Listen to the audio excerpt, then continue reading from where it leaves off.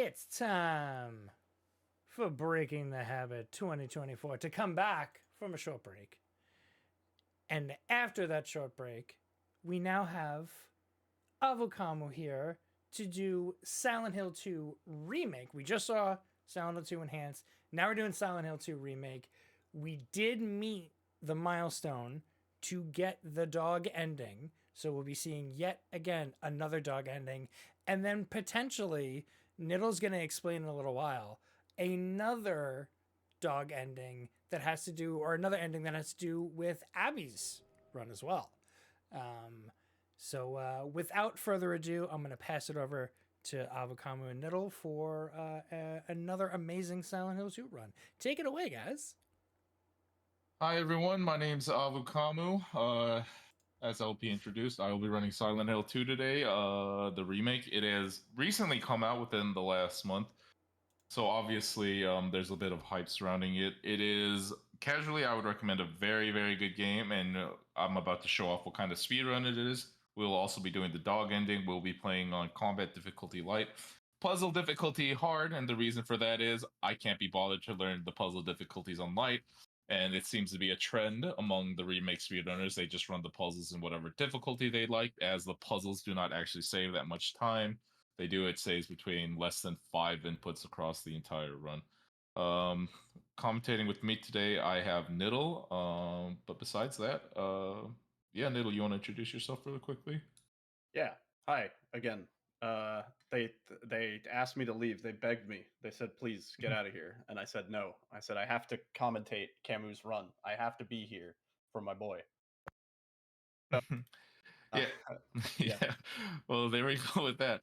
We're gonna be doing a bit of a category that doesn't really exist today. So before I go ahead and start playing, this is kind of just a no intro. It's a little bit more marathon friendly.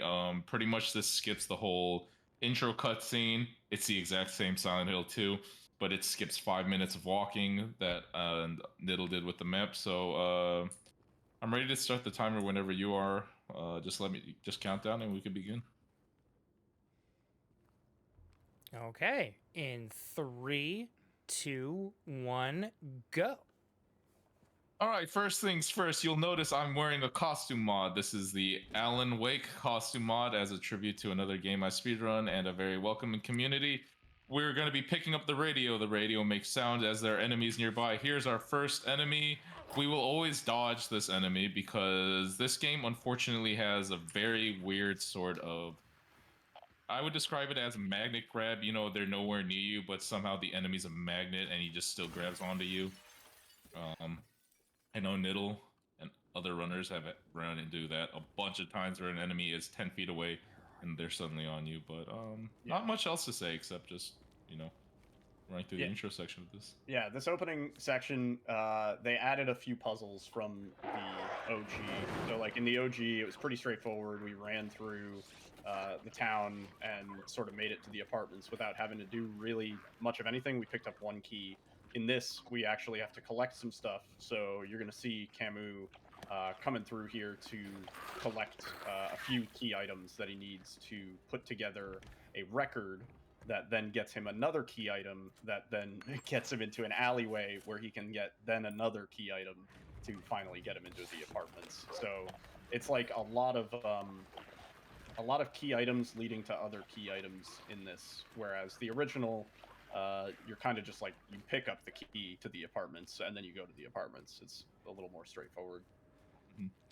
And in the remake as well, I'm not quite sure how it is for the original, forgive me, but the reason why dog ending is so linear with the normal ending as well is, at least in the remake, you don't really go out of your way. It's maybe, 30 seconds of time loss of doing extra things before you decide which ending you want to do. Yeah, I mean, if that, yeah. So, in the original, it's very on the way where we grab the dog key. It's like, maybe a 4-second, 5-second difference. In this, I would say it's probably closer to like 10, maybe, but it's still pretty quick. And we do have to combine an item in our inventory for this in comparison. You're gonna see Camu pick up some glue, and then this record. That pickup's usually a pain because sometimes James pulls out his weapon there. And you'll notice even though Camu's playing in light action difficulty, the enemies are a lot more aggressive in this than they are in the original. So it's a good idea to dodge, even if you don't know for certain if you're getting hit.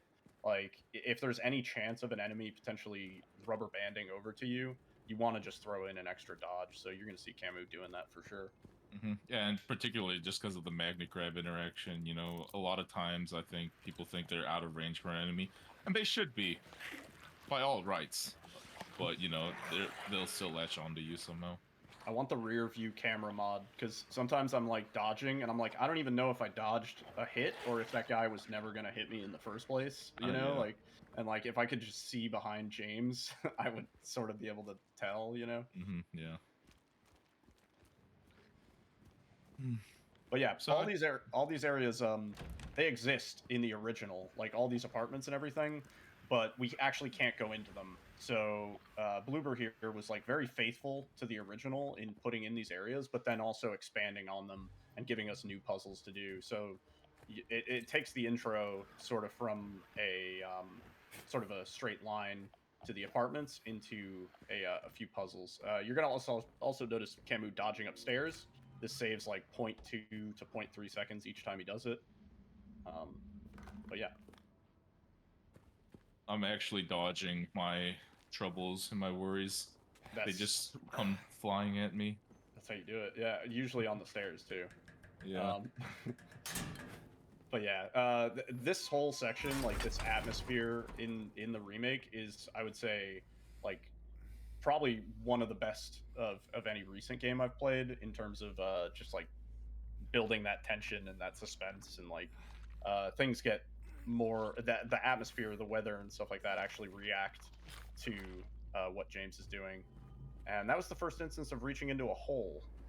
How do you feel about the hole interactions, Cameron? The whole, the interaction as a whole, I like it very much casually, but it does have that really weird mechanic where James is about to pull out the item and you're about to see it, but if you right click or press escape out of the menu too quickly, James will be like, well, I never reached into the hole, what's going on there? Which, you know, throws me off sometimes. But yeah, it's like you're trying to be quick and preemptively cancel out of the animation of inspecting the item that you just pulled out, but if you cancel it too quick, you have to do the whole animation of reaching into the hole.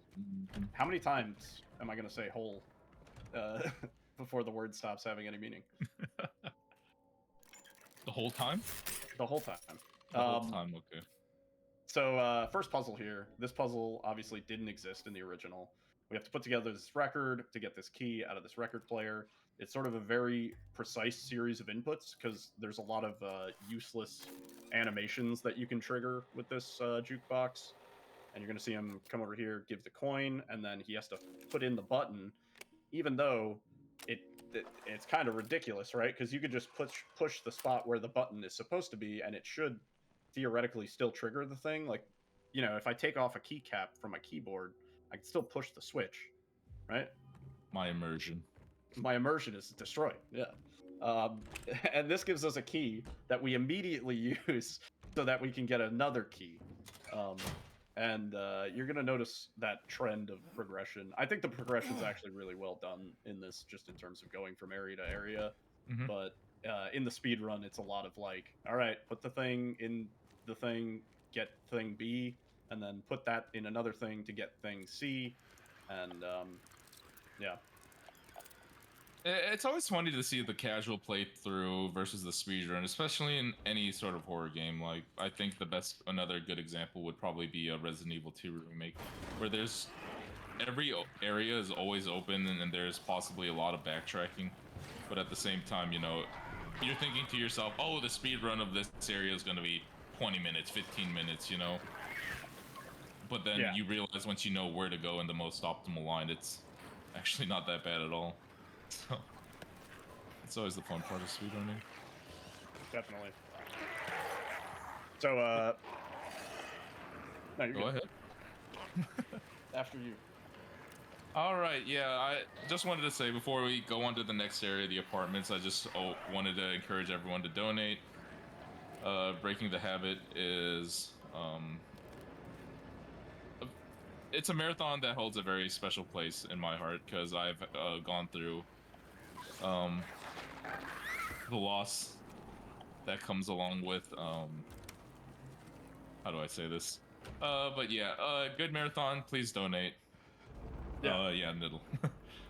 Yeah, definitely get your donations in.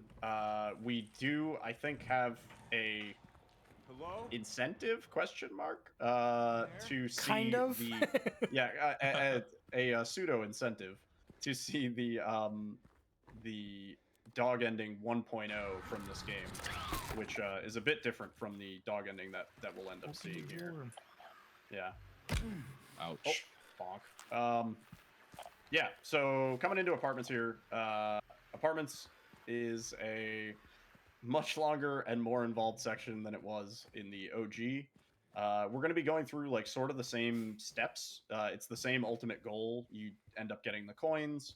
You do the coin puzzle, although the coin puzzle is in a different spot here and sort of more involved. And this is where we get the flashlight, which you just saw Camus grab. And we're also going to grab the pistol, which is going to be super useful in this run. And yeah, it's just a lot of sort of running, getting a puzzle piece, using the puzzle piece, getting another puzzle piece. You know the deal. Yeah, I don't think I think I speedran a lot of different games, not just horror games, but I will say this is the game I have gone consistently the most lost on learning. It is very rough, especially from a casual playthrough. You know, you're like, oh, I remember going here to get this puzzle piece, but then you realize when you have to learn the speed run, you're just like, oh, that's not actually the optimal way to do it. So. Yeah, it's definitely it's tough to learn this run. When I learned it, I was like, I know I have to go by section, just like do each section 3 or 4 times and then go on to the next section. And even having done that and like feeling pretty confident, when you go to put it all together, it's like a whole different run. All of a sudden, all that information, you know, that you went through so many times ends up just evaporating. Grabbing a golden apple here. This is for a puzzle that we're going to do a little bit later. We sort of saw this in the original where Laura kicks the key. It's actually a lot more straightforward getting that key that she kicked in the remake, I would say, compared to the original. In the original, we have to go through seeing Pyramid Head and a few cutscenes before we can actually go and get the key. But yeah, some of the subtle changes. It's like kind of like Pulp Fiction almost, where the scenes are just like rearranged a little bit, and you know there is kind of a chronological order from the original, but they just like shuffled it around. Absolutely. And I will apologize ahead of time if I have a yelp or an outburst. And that is usually me just yelling out a surprise or me, you know, being used to that speedrun mentality of how did he grab me. You'll usually just hear me say, how the... But... Yeah. Yeah, this game has a lot of, like, it's kind of funny because people were like, oh, is this a jump scare game? They asked me that question, and I was like, it's not really a jump scare game, but some of these enemies, dude, are gonna, like, scare you, like, pretty good, because you think you're all good. And that's the skip for the same scream that we actually did in the OG. In the OG, we use a quick save to get out of that scream. In the remake, you skip it by doing a dodge, and I thought it was cool that that's a skip that exists in both games. You think they did that intentionally, or it's just us speedrunners just beating Unreal Engine? I don't know. If that was done intentionally, that's like a deep cut, dude. That's like the devs are like in the know on the speedrun, you know? Yeah, you're gonna notice a lot more enemy threats in this compared to the original. The enemy density is definitely turned up in the remake, and the enemies are definitely more aggressive towards James. So this is sort of the first major puzzle of apartments. It's a safe. Normally, the way that you find this is actually pretty cool. You have to look all around the room, but fortunately, there is no seed, at least for the puzzles, question mark, that we're aware of. There have been theories of a seed, but there's no seed yet. So all of the puzzles are static. We don't have to worry about RNG. assuming you're playing in the same riddle difficulty. The puzzles change per riddle difficulty. Yeah. I think there are we think there are 2 RNG puzzles. As of right now, like I said, the game is very new, so we don't have that big of a sample size. But for now, most of the puzzles are pretty static in this difficulty. Yeah. See, he would have grabbed me there. That's absolutely crazy if I didn't dodge. Yeah. That's one of those dodges that I always do just because you can get like frame 1, no audio cue by that guy. Yeah, most of the enemies kind of telegraph when they're gonna attack you. They have like a sound that plays, like the mannequins usually make kind of like a weird clicking sound before they hit you. And some of the other enemies make like, you know, he made no sound. Hissing sounds, yeah. But then occasionally you just get blindsided by the occasional enemy that makes no noise and goes in for a hit. And if you're listening to music while you run this, which I frequently do, it makes it doubly hard. Trying to play this game with no audio whatsoever is like impossible because you're just gonna get beat down. Yeah, putting the juice in the juice chute, which is something that I almost forgot to do in my run before yours. I literally had to double back. I was like, right, the juice. No, but I do believe, quote me if I don't know if they fixed it yet, but there are audio bugs still in this game, especially from a speedrunning perspective. I do believe some enemies that are supposed to make sounds do not make sounds. I don't know if that's intentional. Yeah. There's also a weird audio bug that I tend to get where after skipping certain boss fight cutscenes, I just have no audio from enemies. So like there's audio in the rest of the game, but enemies don't make any sound until I go to the settings menu. And then it fixes it. So I don't know. The Bluebird's working on it. Let them cook. They cooked pretty good on this game, so I trust them.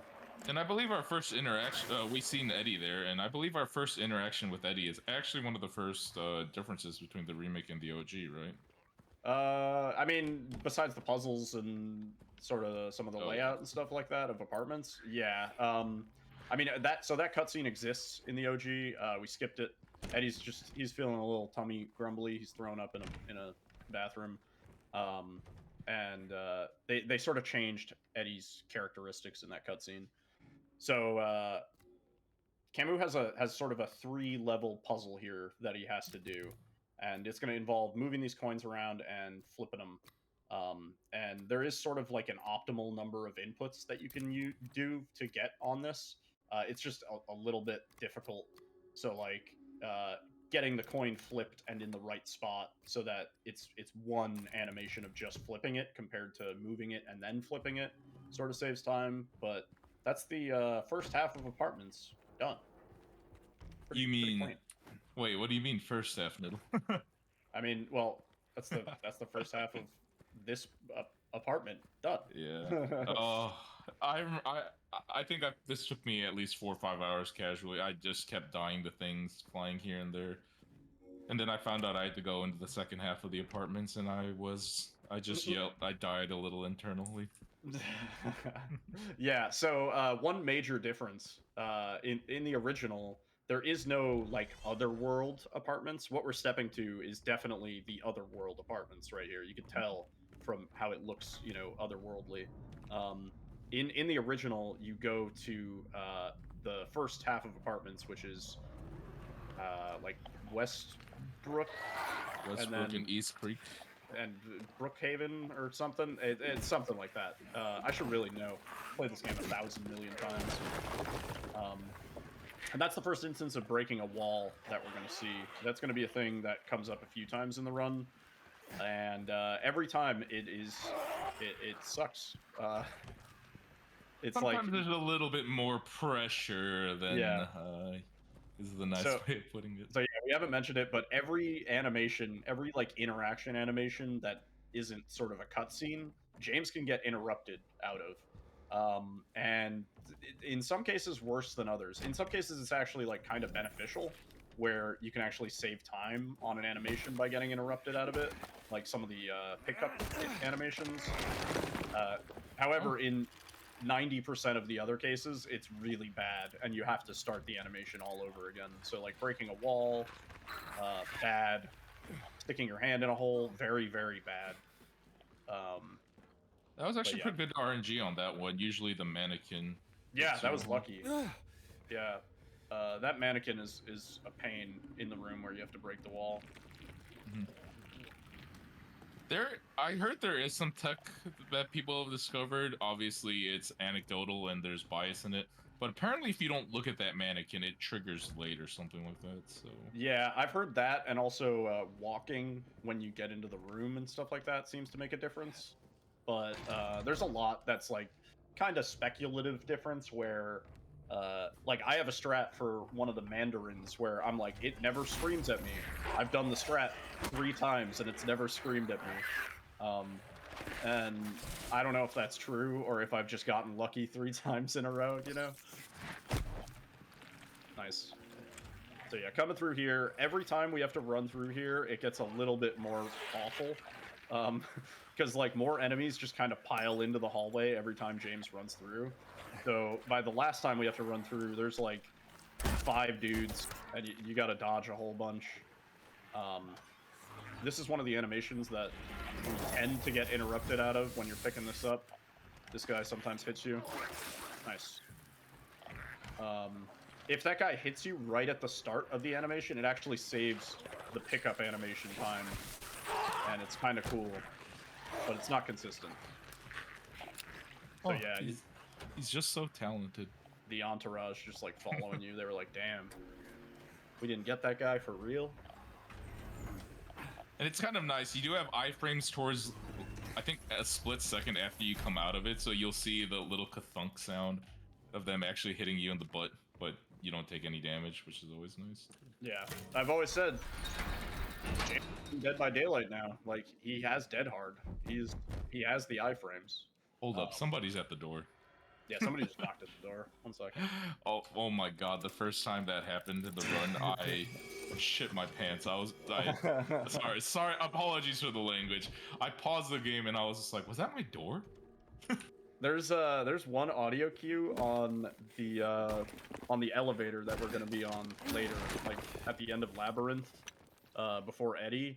And there's one sound in that elevator that sounds like somebody knocking on my window, and every single time I look to the left, I'm like, oh my god. It's a also, leprechaun. Casually just digging into the toilet. Don't cancel out of the prompt. There we go. Cancel out of the prompt, so you have to do it again. Yeah, so James has no qualms about putting his hand in places where it do not belong. Which is, you know, it's great. I think this is the first instance where we're gonna get canceled out of our thing, but ow. Oh, okay. It was late. Yeah, it would have been nice if he actually canceled it. So yeah, while James is inspecting that, I'm just kidding. You're just kidding. Oh, Wait. lag. I'm playing on EU servers. Yeah, EU servers ping. Confirmed. Yeah, so what we have to do here, there's like 3 sections of Otherworld apartments basically, just to run through this section. And this is the second of the 3 sections. They involve collecting the 3 clock faces that we need to assemble this clock. It's sort of like the clock that we did in the OG, but the way that we have to assemble it is what makes it more involved and very different from the OG. In the OG, the clock hands are all there. We just have to turn the clock to the right time and also open. Is he in the room with me? No, he's chilling. He's good. Now he's in the room with you. Please leave me! Don't do it! Yeah. So a little bit more involved in the remake for sure. And the spot where you meet Angela, for example, is very different in the remake. Where in the original, she's not in the Otherworld apartments. There is no Otherworld apartments, but they set up the room so it's actually identical. So there's like a stuffed toy bear on the ground in both the original and the remake. There's like a map of America on the wall for some reason in both the original and the remake. And all those little nods that Bloober did were, I think, like really cool. So the fun thing about that room, this is the first of many interactions that I do not like about Silent Hill. I remember complaining to Nyiddle about it. I said, why is there a cutscene? And then I have to pick up the item after the cutscene. One of those instances. Oh, There've have been you many a missed? time? Yeah. Yeah, actually, so it's funny because that interaction works the same. I never had a struggle with that, because in the original, after we talk with Angela for the first time, she gives us the knife, which is part of the cutscene, and then we have to pick up an extra item, which is the coin on the table. And so like I just kind of knew there's something on the table that we need to pick up after the cutscene. So it never occurred to me that you could miss that, you know? But that's just because I have Silent Hill 2 speedrunner brain. And yeah. This isn't even the most egregious. I mean, it's pretty egregious, I guess, if you just forget to get the key, but other parts are a little bit more worse if you forget to pick up the item after the cutscene. Yeah. This is a fun puzzle. Fortunately, answer is always the same. That puzzle makes you actually like do math with like PEMDAS, which I wasn't expecting. Right? Yeah. Yeah, I think on light, it's just, hey, the number of bugs is this number, as opposed to number of moths minus number of butterflies, but divided by Times. number of beetles, you know? Yeah, it's really weird. No. Oh, another thing I was going to say about the Angela interaction. So for the speedrun, I didn't do it in the marathon, obviously for marathon-friendly purposes. But normally you would reload as soon as you pick up the knife. Because not only does this save a little time on skipping the animation, I think it saves about 1.5 seconds. But in light, whenever you reload a save, it'll restore your health if you're in critical or danger. But it'll always put it one state above, I think critical is the word? Something like that. Anyway, this boss fight is a major reset in the run. If I die, wish me luck. But Nyiddle, you want to explain this? Yeah. Yeah. I So have this no chainsaw, by the way. I don't have a chainsaw. I didn't. Yeah, that's good luck. So yeah, this fight we usually start off with whacking him to get him into his first phase. This fight actually is on a timer, so it's a 3-minute timer.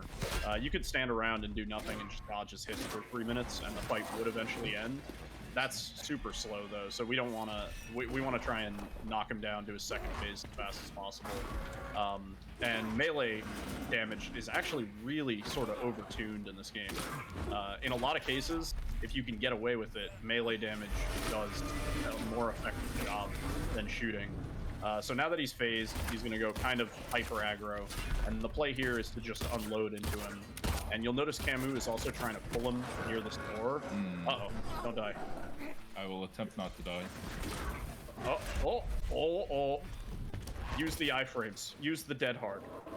There you go. Nice. He was one shot away. Yeah, so the goal here is to get him to die as close to the door as possible because he ends up leaving through the door. So, nice. You made it dramatic for entertainment purposes. Well, I thought he would swing there. I thought he was gonna do the wide swing there, but then he just kind of delayed that grab, I guess, a little. Yeah. These bosses have like sort of like a Souls feeling to them sometimes, where they like delay their attacks a little bit. So sometimes you'll like preemptively dodge something and then end up getting totally owned. But that was Apartments. Great job. Not a bad pyramid fight for a marathon setting, in all honesty. Yeah. In the OG, at this time, we would be entering, I think, like Labyrinth. Oh, by the way, for those of you who are completely unaware, the OG Silent Hill run is about half an hour. This is about 2.5 hours, or I guess if you're going for dog ending, it's about, give or take, 2 hours. So. Yeah, you could fit like 3 full runs of the OG in one remake. There are a lot of cool skips for this game. I say cool, but then immediately backtrack on the word cool. There are skips for this game. I myself am not probably going to partake in that because I don't like how these skips are achieved. But if you're always interested, there is speedrun.com, Silent Hill 2 2024, and a lot of good runners, a lot of very, very talented runners running all sorts of categories in this game. Yeah, Yeah, the unrestricted category. Basically, there's a sort of major Through here. skip that is largely. I'm gonna say this, probably unpatchable because it's just a way that Unreal Engine works.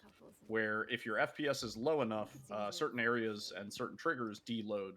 So almost reminiscent, honestly, of what we did in the OG speedrun, where we used quick saving and text storage to avoid certain triggers. They actually deload certain triggers and certain area points in uh, by dropping their FPS to 2. TLDR, they lower their FPS to 2 in order to prevent loading certain areas, and doing that they can bypass and go out of bounds and sort of just break the game wide open. I think that run has a potential to get sub-hour, which is crazy. But I don't like playing a game at 2 FPS, so I Yeah. Yeah, it's like it's sort of it's a mixed bag. Like it's damned if you do, damned if you don't, because either you get a super broken run where we have to do something like kind of toxic, or you get a super long run that like is, you know, largely vanilla, right? Like this, I would say the restricted category, we do have like skips and tricks and optimizations and stuff like that, but it's mostly just how you would play the game, but fast, right? Lucky her. Nice. So you got the dog key. Whoa, what's that going to be used for? I wonder. Yeah, so unlike the original, we actually need 2 pieces of the dog key, and once you get both pieces, you can combine them, and then we won't be using that for quite some time. The reason why I combined it that early, also for those of you interested, so it does take up less inventory spaces. So when I use a key item, I would not want it to use 2, as opposed to just using 1 item slot. Yeah, that just lowers the inputs a little bit. I almost forgot about that mannequin. Actually, that would have been a bummer. Yeah, so this section is kind of unique to the remake. We're gonna get to Heaven's Night, which is sort of a different spin on how it went down in the original. But then everything from here up to Heaven's Night and then after Heaven's Night onward is entirely new to the remake and did not exist in the original. There's a nice free syringe right there. Wasn't mentioned, but syringes heal you to full. Health drinks heal you by like 25%. I think like it's that. 2 health. Oh yeah, 2 health states. 2 something. 2 hits, but some enemies do more than 2 hits worth of damage. It's something along those lines. All right then, come on. I'm glad I turned off my mods for this, because I usually have Ada Wong guiding me through Silent Hill. Yeah, there's some pretty wacky mods. My favorite one is the original cosmetic outfit for Maria, which I thought was going to be an unlockable, and I was kind of disappointed because there is an Easter egg in the game. Well then, let's hope you will. And I thought finding that Easter egg would trigger having her outfit as an unlockable cosmetic, but maybe when we get Born from a Wish DLC. Yeah.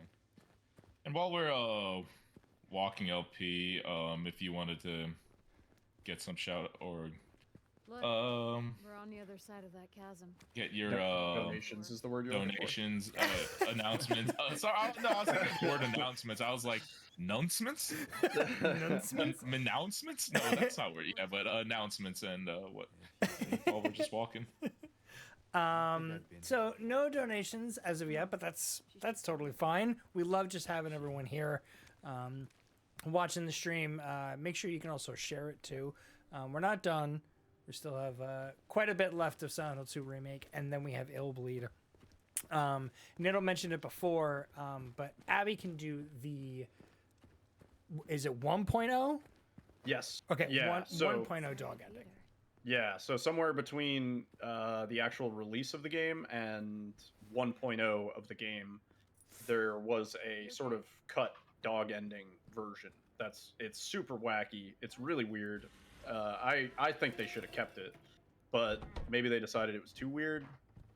So yeah, get donations in for that. 'Cause Yeah. that is excellent. Yeah, there wasn't really a number set, so like if my thing was like if we hit another $100 by the end of Silent Hill 2, we'll show that other ending. And then speaking of Silent Hill 2, we do have some other prizes that you can win that we have up. And one of them is Silent Hill 2 Remake for either PlayStation 5 physical or a digital copy on Steam. We can get that to you. And awesome Sonic Adventure statue from First Four Figures.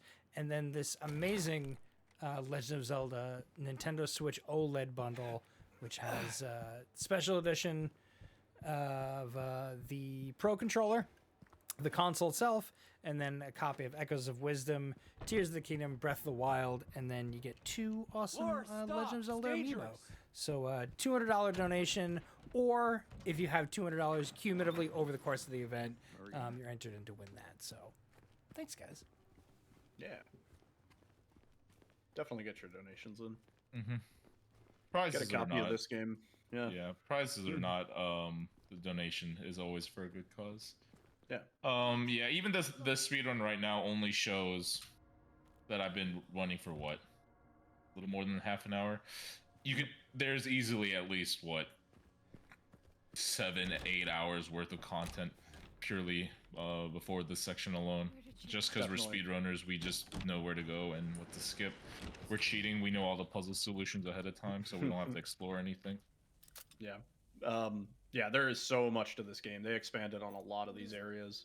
I was sort of drawn attention to it in my run. I was like, and that, like, keep in mind, like, that's how fast the hospital is. Like, hospital is a much more involved, and we're still cutting out a lot in this speed run. Like, Camu's skipping quite a lot. Like, we had to do a puzzle to get that solution that he already knew. Fortunately, it doesn't change. And yeah, we're gonna come down to the basement, and from this point on, we have to like do things kind of normally, and then towards the end of hospital, the game's just like whatever. If you know the 2 puzzle combinations, you can just bypass, you know, the latter 60% of hospital, right? Mm-hmm.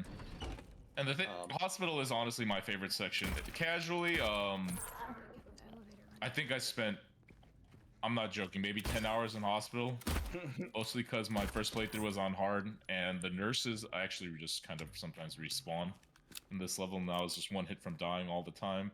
But there's so much to explore in this hospital casually, and it's actually just a shame we don't get to see most of it during the speedrun. Yeah. So this section here, we have to power up a generator, and there's 2 things you have to do. You have to go get the gas can, and then you have to go fill the gas can. And you saw Camu deal with a mannequin in that room. If you do not deal with him, it's a huge pain. Also, I love how Maria always gets grabbed there, and James is like, "Don't worry, I'll be right back." And meanwhile, she's like fighting for her life. Don't worry, this cutscene will save you, Maria. Don't worry, the cutscene will interrupt the animation. So yeah, we grab the gas can. We're gonna power up a generator, and that's to start up the elevator in the hospital. And a little bit different from the OG is that Maria gets sort of separated from us as soon as we use the elevator, whereas in the OG we have to kind of drop her off at one of the hotel rooms, or one of the hospital rooms. Cool little detail here, though. Like, usually, obviously, you can't shoot her, but when you flash the light at her face, she covers her eyes. Really cool detail. And she says, "Trying to blind me." I like how, also, little detail, I think you just saved my life. she was still close to the enemy enough that she was, like, terrified. That's why she was, like, cowering in fear. And it's not until the very end of the elevator that she's like, "Phew, I'm glad we made it out of that one alive." Like, like, you were safe, dude. Now, the biggest perpetrator of the magnet grabs and magnet hits. Oh. Yep. Yeah. Oh, right on cue. Thank you. Yeah, good example. I appreciate you showing that off. No problem.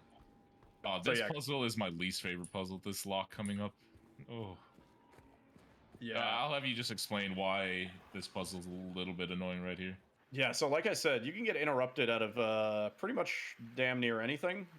including this. So if you're like halfway through putting in this combination and then you get slapped, you have to enter it all the way over again. If you get slapped while the puzzle is solved and while the lock is disappearing, it saves a little bit of time. It cancels out that animation. But yeah, fortunately, the nurse stayed in her spot. And she does swing if you're too close when she vaults over. So you kind of just have to back up. That was pretty lucky, because sometimes she's just like turbo aggro as soon as she pops through the door. And that puzzle's not bad, or bad not only for the aspect of you know. Oh, that was a bit delayed from her. But it's bad because you have to put the right amount of inputs in, because if you mess up one input, you have to start the whole puzzle. Oh yeah, that's one ball. Yeah, it's same with all the safe combinations. It does not have any leeway. Also, like any code that you have to enter 4 inputs in, if you accidentally, where are you going? Where am I going? Wait. If you accidentally input Wait, something extra, then you have to start it over. Did you grab both keys? I did grab both keys. Where did it spawn me? You want to go around there? Yeah, no. I got disoriented. Super easy to get like your bearings turned around in this area, because a lot of it looks the same. That's the first time for at least that turn. Maybe my starting camera angle was weird, because I always do the turn right and the left, but I don't know. Anyway, back on track. What happens to me is I get to the right door and then I realize that I went the wrong way, and I'm like, uh-oh. And then the very next split, it's like 4 seconds time loss, and I'm like, oops, I know what I did. The greatest part of speedrunning this game in the early stages. Wow, I saved a minute. I'm getting better at this game. And then you realize, wait a minute. I completely skipped a key item. Yeah. And picked up this note that I didn't need to pick up. Just checking out the note, just for the fun of it. But yeah, that's always the most discouraging thing, at least for this part, at least this run, right? Like, you're just thinking, oh wow, I'm getting better at the video game. But in fact, you are not. You're... Ow. Okay, that was actually a magnet hit. She was in the other room.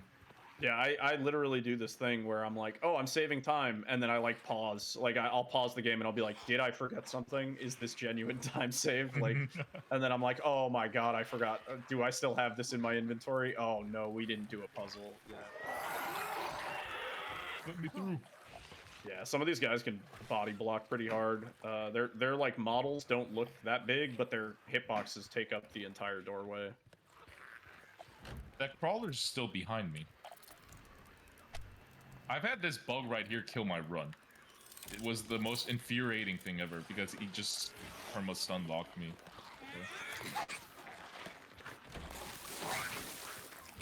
Yeah, this is another case where every time we come back and forth down this hallway and we have to do it like 3 times, there's just more enemies, and the more you do it, the angrier they get. So like the last time you're running through here, it's like everybody's aware of James's presence. They're all like locked in on him. Don't do it, please. Yeah.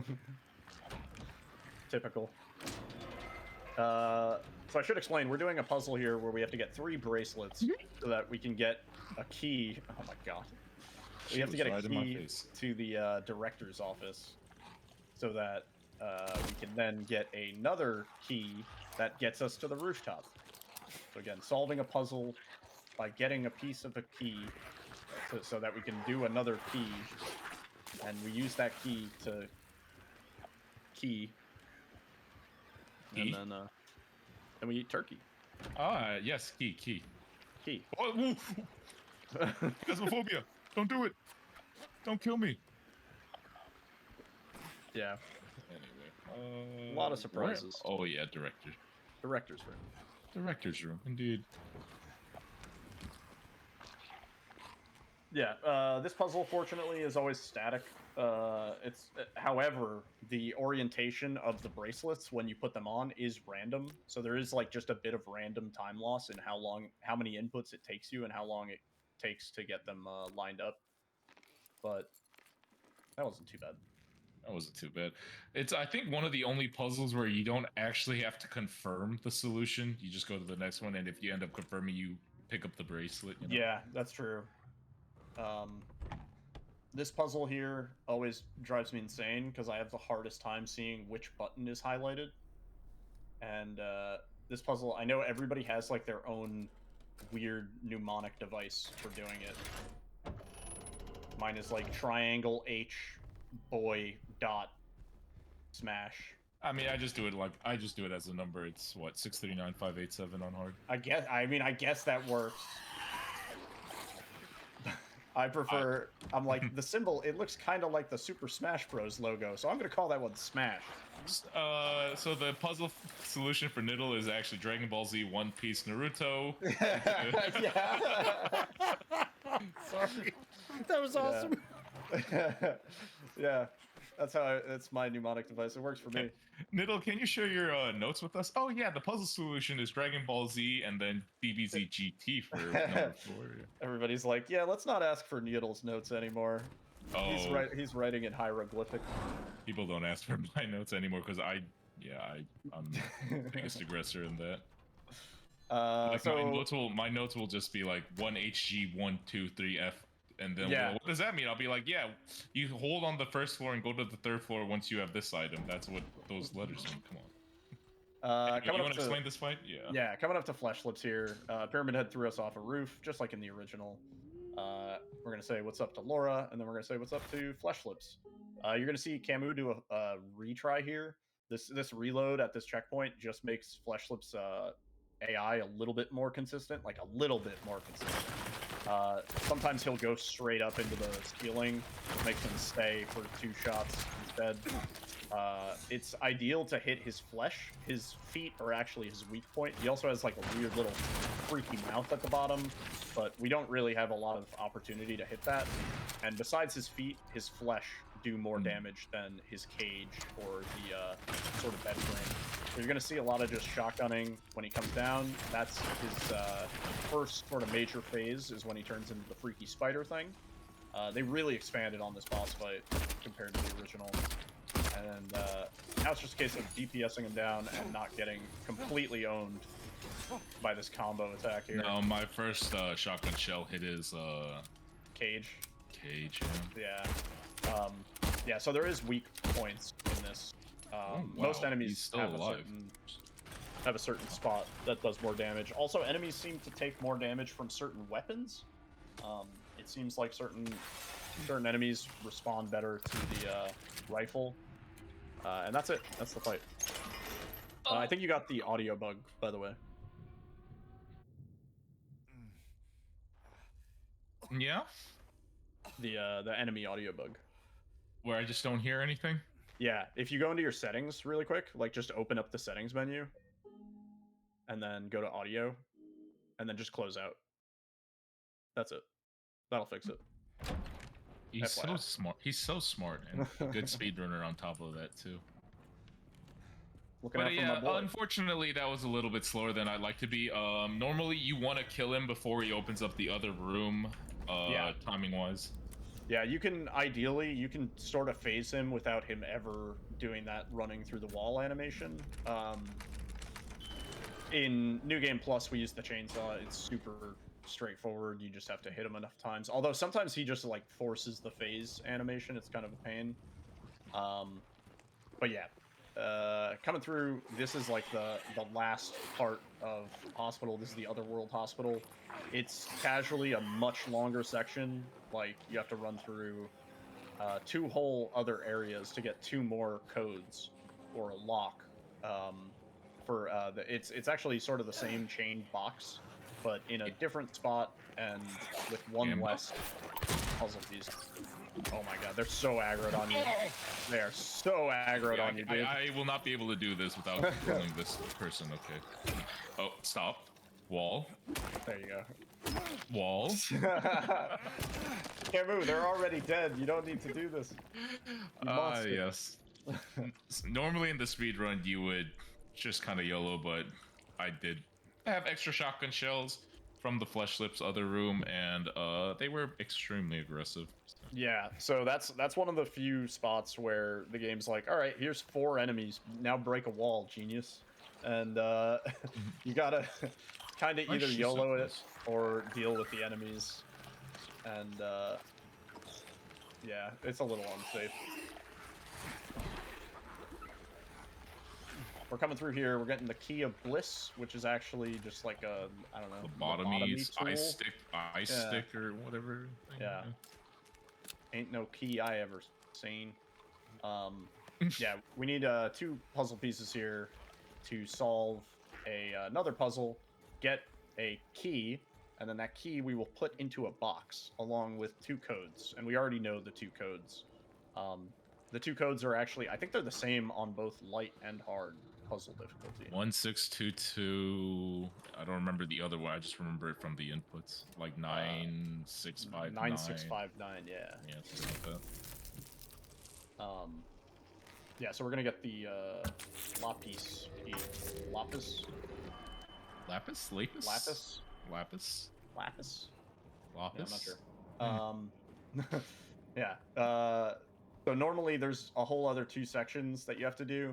I'm pretty sure if you get this key, it just closes off the other sections.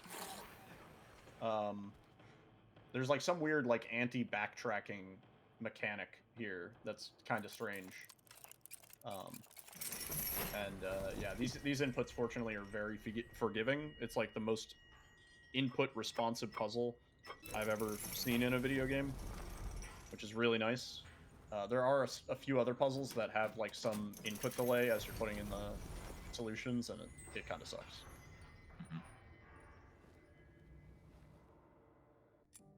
And then we're coming up to the best skip in the game. Do they have this in the OG? In the OG, it's just a cutscene, and we just skip it. And skipped. So normally you have to sit on the elevator for like 3 minutes. It's like 2 minutes and change, 2 minutes and 40 seconds. 2 minutes 45 something. Yeah. And you have to listen to that whole trick or treat dialogue, which we also skipped it in the original. I did a little meme where I shot the button just to be funny and then skipped the cutscene at the same time, and I was like, whoa, it's just like the remake. But yeah, we don't need to shoot it in the original. In the original, it's just a cutscene that we can skip. Where am I going? They probably should have done in the remake. Going that way. That way? Or that way? That way. You sure? Because I was gonna go that way. No, go there. And then do that. Not there, but there. Yeah, okay. not over there. Okay, Yeah. okay. Cool. Very clear.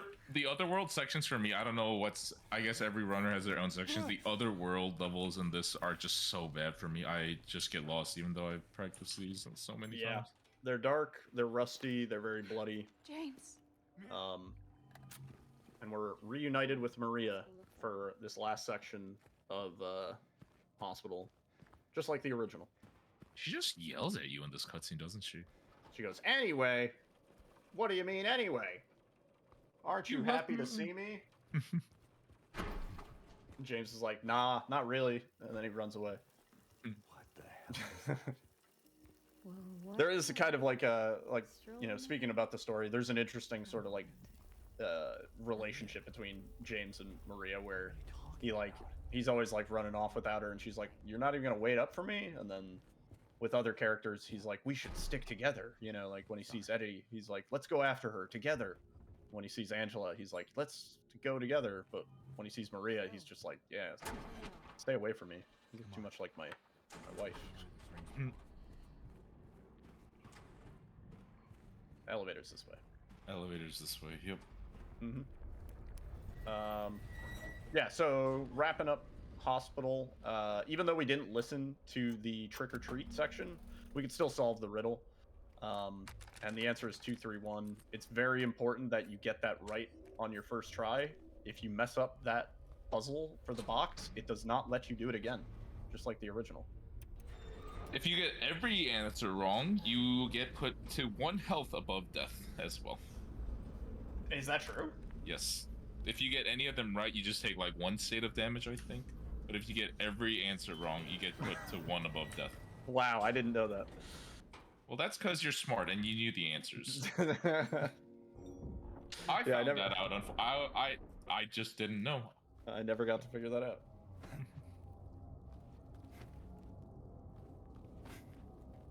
So, dodging down some stairs. There's going to be a few longer staircases that we're going to dodge down. And this is the Pyramid Head chase section. In my run, I despawned Pyramid Head. Oh, spoilers. Let's. Can you do it? No. That's what I thought. Is he behind me? He is behind me.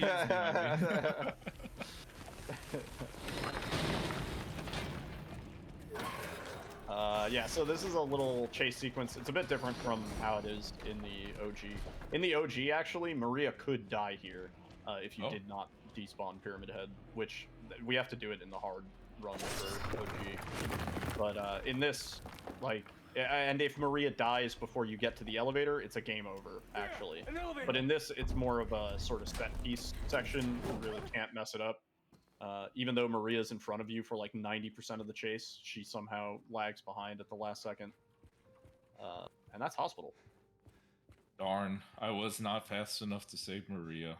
Darn. Now back to saving my wife. This is the lowest frame rate section in the game, fun fact. Everybody drops frame rate here so bad. Wow, could it be because of the rain? I think it's because it like has to deload and then load all of the other sections of Hospital back in. I'm not sure, but yeah, frame rate always drops here quite heavily. This game does have some optimization issues. Other than that, it's like a 9 out of 10 game in my opinion. As somebody who's played an absolute ton of the original. They were really, really faithful to the original while improving on a lot of like the boss fights and some of the sort of the character development and stuff like that. This wall's a bit of a pain. YOLOing it. I see. Wow, nice. Some of us are just built different. That was incredibly God gamer of you. And for everything else, there's MasterCard. Laura, stop! It's dangerous. This is another sort of YOLO section. There's 2 enemies here. Sometimes if you ignore them, they're super chill. Sometimes they're not. They are super chill. Wow. You see, I am an expert at ignoring my problems, which is why I'm able to do sections like this so easily. No, but seemingly I call this section the streets, but I think it's called like Gale Urban Vale at night or something. What's the town called again? Well, this section is technically the Otherworld streets. That's what it would be. But yeah, you go to the other half of town where you were not able to get to previously, and then you also kind of traverse through some of these areas that we were at previously, but now they're all like messed up and rusty, and you know, it's like James shouldn't really be touching any of this stuff unless he has his tetanus shots and maybe some other shots. Yeah. So this is seemingly a straightforward section, but I recently discovered that there is an alternate way to the end. It is slower, so thank God, but there is an alternate way to the end here, which I didn't know about until super recently. What do you mean an alternate way? Oh yeah, there's an alternate way. I don't think anyone went through it on their casual playthrough, but Zirian pointed it out to me that there is an alternate way. Laura? You see, hold up, it's like right here somewhere. That window right there, you can climb into it. It's an alternate way. Yeah. Huh. Oh wow. Yeah, I never noticed that. You know what? YOLO. This is a terrible. Actually, this is a. No, don't go the alternate way. You bad. The reason why it's slower in its length, but I think there's more loot and more enemies. But it's got one of those breakable walls, and it's got the 2 of the acid nurses in front of it, which is I think I actually have gone that way on like my second playthrough. Yeah, and it would take you out right here, and then you just cut across right here. Oh, interesting. But obviously, you know. Let's not first time the alternate way on a marathon. But that's the fun of it. We're learning together. Edutainment. Do as I say, not as I do. But no, thankfully it is slower, so nothing real bad in terms of YOLOing we have to really do. Yeah. Yeah, this section, it is like kind of straightforward. A lot of people are like, oh, it's the whole W section. But there is a lot of time to save or lose in this section, depending on how your dodges work out, whether enemies behave or not, just like your pathing, like literally just the lines that you're taking. And I think there's a little more to it than hold W. When people say it's hold W, I'm like, I don't know about that. This one literally. right here, my favorite instance of a cutscene where I have to pick up the item that was After in the the cutscene. Yeah. Oh yeah, I forgot to. Proudly, I've never forgotten the wrench. Yeah, I remember on my casual playthrough, I got to the part where you need to use the wrench, and then I was like, there is a key in this whole, like, outside nighttime level? I was so mad. I was like, I gotta check every building. I checked every nook and cranny, and it was at the payphone that was 30 seconds away from me. That's funny. Yeah. A lot of these sections, it's like there's a lot of stuff that's just like easy to miss, I would say. Fortunately, like the route has kind of boiled it down to making it a little bit harder to miss because it's, you know, the only place you go. But I remember on my first like sort of routing casual run, so much just getting turned around and lost and going back the way I came because I'm like, oh, I think I forgot something. Oh no, I didn't. But I missed the thing. Like I walked right by the thing that I needed. You know, like I went to the right room, but I didn't pick up the thing, even though it was in the room that I was in. You know. Yeah. And now we enter. Where are we going towards? We're heading towards the historic society. Oh yeah. So when we said the puzzles are set, that was actually a lie. Or actually, I do think we said there were 2 RNG puzzles. Both RNG puzzles are in this section. Where are you going? You want to explain those? My dreams. Yeah, we are coming up on some of the RNG puzzles. We have a few minutes before we get there, but yeah, there's 2 points of RNG. One is going to be the bug room, and the other one is going to be the hanged man puzzle, or the arsonist puzzle, as it was in the original. I guess depending on the difficulty, but they sort of revamped how some of these puzzles work, and it's a bit more involved in the remake. There's still a riddle, and you still have to determine the guilty one. However, in the remake, the riddle has like 2 parts, and you actually have to match the bottom part to the top part. This is fine and dandy. This would be okay if the riddles were consistently in the same spot. They are not. That is the part that is randomized. So the top part sometimes will say the same thing, but the bottom part says something different. So in that puzzle, you're meant to match up which top part goes with which bottom part, and the bottom parts are in different positions, and you might not get the same top parts, and you might not get the same bottom parts. And as I say this, you can probably understand it's really slow to manually figure out which puzzle RNG you're on. And on top of that, for at least for easy, it's the puzzles are a little bit shorter. I believe it's just a rhyming scheme based thing. You know, if you read any Dr. Seuss or any other poem, or it's what's it called? A couplet? What's it called? Rhyming couplet? I think is rhyming couplet. Yeah. Yeah, it's a rhyming couplet.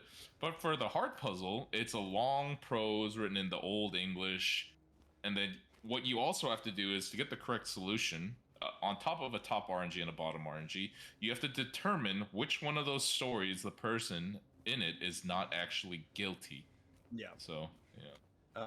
I think it's a limerick, actually, in Hard Riddle. Is it? Oh. Yeah, specifically. But yeah, basically, it's a pain, and speedrunners, we don't like to read where it's not necessary, so we just YOLO that puzzle, and there's like I want to say like a 2 in 3 chance that we get it right. It's more like a 1 in 3, I guess. But yeah, there's always Yeah, until it becomes a 1 out of 6. Yeah, until it's a 1 out of 6, and then we're like, well, this is great. Yeah, so this is the biggest instance of saving time with dashing downstairs. This entire sequence of dashing downstairs, I think, saves like 2 or 3 seconds. And Camu just threw one in there. But there's also another tech where you swing and then dodge out of the swing. It's kind of annoying to do. It does save time in a few spots if you can pull it off successfully in succession. But like the amount of time that it saves is so minor at this point in sort of the run's lifespan. I keep saying, I'm like, maybe in like a year it'll be necessary to do the swing dodge in all the places perfectly accurate. And I'm not looking forward to that, honestly, because that's going to be a real annoyance because if you mess it up once, you immediately lose whatever time you were saving. Yeah, it just looks like this, pretty much. Yeah, like that. Yeah, and you have to do that over and over again. Yeah. So you get kind of a Link action where James is just like grunting and yelling the whole way down the stairs. Jumping into a hole. Oh, One of and James's that's favorite game over, and that's Silent pastimes. Hill 2. Oh no, that was the wrong hole. GG. Oh. So we're in the well here. This is a part from the OG that got changed a little bit. So in the OG, there's actually only one spot that the wall can break, but that spot is the correct spot. In this, they give you like 4 or 5 spots that you can break, and you have to figure out which is the right one. And this is our first case of run RNG. So this is the bug room, and Camu's gonna guess solutions here. This is literally just you gotta brute force it. And there is kind of an optimal way to enter these numbers. Nice. And there's sort of a 1 out of 6 chance that you just get it right on the first try. That was 4th try. That's not too bad. Yeah, I mean, it's as long as you don't get interrupted by the bugs, it's pretty quick. But if you take too long trying to solve that puzzle, the bugs will just repeatedly interrupt you as you're going to enter the code. And that's where you really start to lose time. Yeah, and then you gotta kill the bugs, and they're randomly on the walls. And yeah. What's funny is we skipped bug room in the OG. We don't have to do that. We pick up the key, and then we quick save and quick load, and then we get out of the room, and we have the key, and the bugs never spawn. The door never locked. Huh. Yeah. Little fun fact. So this is the prison proper. We are now officially in the prison. You're going to see a sort of theme here where we're going to be going into various areas. We're going to pick up a weight, and then we're going to come back to a main area where the hangman puzzle is going to be, and we will solve the weight puzzle, and then that'll unlock a new area, and we kind of rinse and repeat until all the areas are unlocked. We have all the weights we need, and then we can solve the final puzzle and do our hangman puzzle, because we're working towards getting, we need like a crank shaft so that we can operate the hangman puzzle. So first area is going to be the snake door, and yeah. Disclaimer: this is the area you'll hear me yelp or curse. Yeah, so this area introduces a new enemy that wasn't in the OG, called these, I don't know if they have a specific name, but they're like wall mannequins. So they're mannequins, but they, just like that guy's doing, they crawl on the wall. And they can jump at you kind of randomly, like with very little audio cue. I think these guys are the worst offenders for no audio cue, just like hitting you. Yeah, that guy sucks. So coming around this corner, there's like so many of these dudes here, and sometimes, like, I've had runs where none of them attack me. I've had runs where like 4 of them attack me. So it's really just, you're kind of just praying as you run through here. Mm-hmm. And then this puzzle is a classic. You have to flick the right switches, but certain switches will unflick other switches. So there's an optimal order that we can use for that puzzle. 4, 5, 2, 1, 3, 6, 7. 4, 5, 2, 1, yeah, 3, 6, 7. Ah, my favorite under pressure wall break. Yeah, this is one of the worst ones by far. Yeah. I think this actually might be the worst one. It's like, I think it's usually fine. I didn't want to say it until you were like almost done there. Yeah, But you never get hit there. like it's usually fine, but when you do get hit, it's just terrible because Ow, you where get did that hit go so from? much. First area done, not too bad.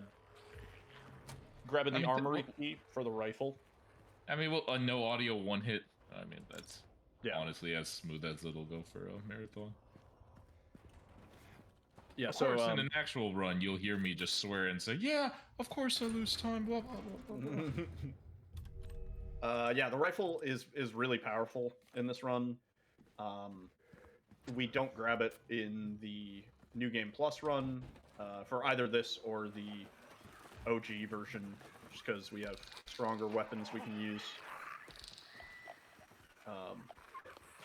Yeah, this spot sucks. I'm keeping a little quiet just so Camu can hear the crawlers before they lunge. No, I got coming the in here- latest I got the latest copy of Nintendo Power, so they you're told me a good. cheat code where they just don't notice where I am. So Damn, this dude's got the cheat codes. Wishy-washy banjo. yeah, it came with the Banjo-Kazooie Remake Edition magazine. Oh my god. So yeah, second part of prison. Like I said, we're sort of working to unlock these rooms, and then we'll come through the rooms, grab another weight, and then head back to that main puzzle. This is the part that I think everybody always messes up at least once. We're gonna come through here. We're gonna grab a key to go to the prison D block, and then from the prison D block, we will get a shiv key, which is actually, it's just kind of like a knife, but I guess it's a key. I guess it functions the same. I don't know. And I think I've seen just about everybody forget to use the shiv key and then run straight downstairs and be like, oh, I didn't get the weight. But yeah, I know I've done it like twice myself.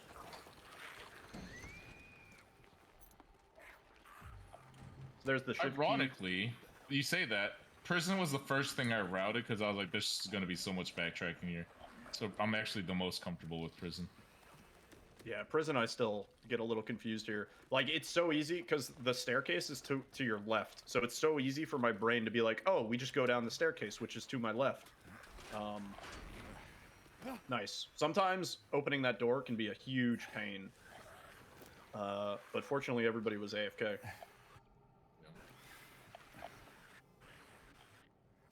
And this is the prison shower section. Another section where enemies are all over the place. Sometimes they choose to be a problem. Sometimes they're really chilled out.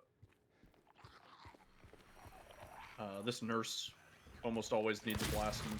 Yeah. She's still alive. No, I think she's dead. No, she's still alive. She's dead. You're good. Dead? You're good. Put your hand in that hole. You're good, dude. Something that I think every runner hates, you have to confirm putting your hand in the hole like 4 times. You would think after the 3rd or 4th time that James has done it, he would be like, ah, screw it. Like, nothing bad has happened so far. Like, I'm gonna have to put my hand in this hole one way or another. Might as well just get it over with. Oh my lord, it's a fiesta. Yeah, this is the party room. That nurse with the knife sometimes swings twice and like hits you with the combo.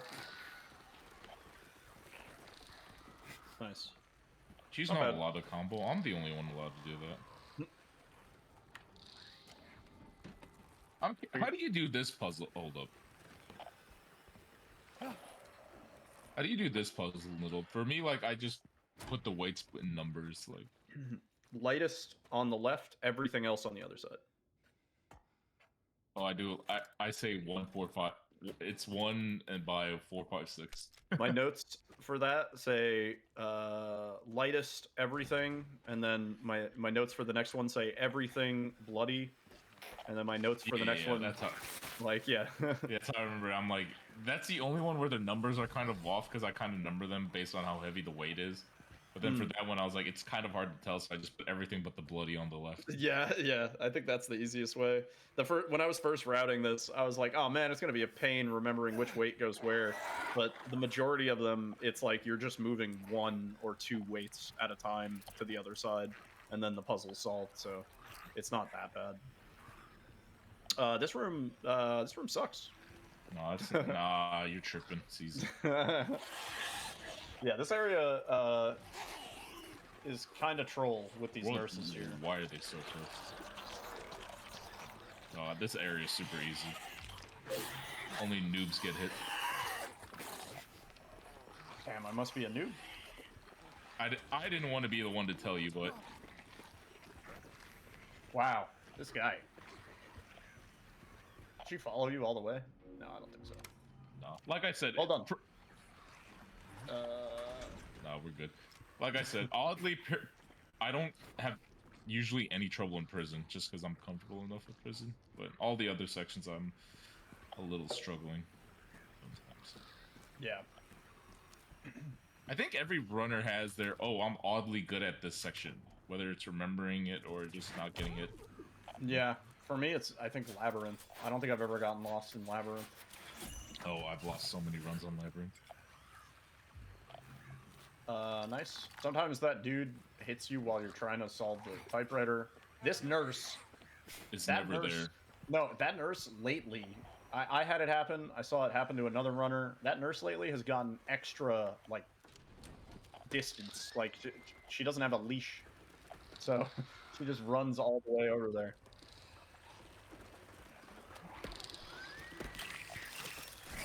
Nice. Yeah, another section where every time you run through, you make the enemies a little bit more aware of James's presence. I always look up just in case there's one of those weird crawlers. Yeah. This one I do everything and then bloody on the other side. Yeah, I think the last one is like it's just evenly balanced on both, but you bring the lightest and the heaviest over or something like that. Yeah, yeah, the tiny one and the biggest go over to the right. Everything else stays the same. Don't do it. Don't do it. Not a bad prison, in all honesty. Yeah, not bad at all. Yeah, this section is, I think, where most people take some amount of damage. Like when I run New Game Plus, I pretty much only pick up heals so that I have like a minimum 2 syringes to use in prison. Just because it's kind of inconsistent. You can you can take damage without even hearing the audio cue. I was gonna dodge, but for some reason I thought I beat him past the aggro. Yeah. I guess not. Yeah, there's like 3 dudes there. Sometimes the middle one doesn't hit you. Sometimes the last one doesn't even care that you're there. But yeah, coming in here, getting the last weight that we need. In the Iron Maiden. Oh my god, we're trapped. Did you get trapped, dude? Wait. Did I forget no. to pick up? Oh my god, oh no, not this. I didn't get the key. I didn't get the. I didn't get the Iron Maiden key. Oh no, it's not the Iron Maiden key. No. No. Oh no. Quick! Enter the Konami code. I think that'll unlock the door. Which Nintendo Power issue is that in? The third. the third. May 1998. That's the one. No, that's Star Fox 64 nyiddle. Oh no. But no, you are just trapped in there for a little bit amount of time. Yeah, it's just a little spook to get you scared. They're like, uh-oh, you can't open the door, and then they let you open the door. It was a ruse. It was a debate. All right, nyiddle, what are we feeling? What are we feeling? Oh, good question. Good question. So yeah, all the enemies here magically die. I wonder what could have done that. And we're going to do our final weight puzzle. We're going to get the last key item that we need, and then we have to guess the RNG for our hangman. And this is a game you can play at home in the chat. What number do you think it's going to be between 1 and 6? I think 1. All right. I want to see. I'll give chat 30 seconds. Put a number in 1 through 6, Numbers in chat. please. Somewhere between one and any number, as long as it's between 1 and 6. Yeah, I'm definitely not reviewing my notes for the next section while this is happening. We will judge Camus harshly if he's wrong. Also, I can't read, mister. It's 1. It's got to be 1. 1 is the fastest. 1 is the coolest. Arsonist 1 is the optimal one that we hope for in the OG. I always go for 5. Was it 5? I don't know. It's split. You don't have live split running? Oh no! You know what's funny? I turned on live split just for this puzzle. Just for that? Wow. Yeah. Okay. Well, it was 5. Congratulations, all 5 believers. But yeah, so that puzzle, it is somewhat RNG, like we were talking about before. It's based on the riddles on the statue.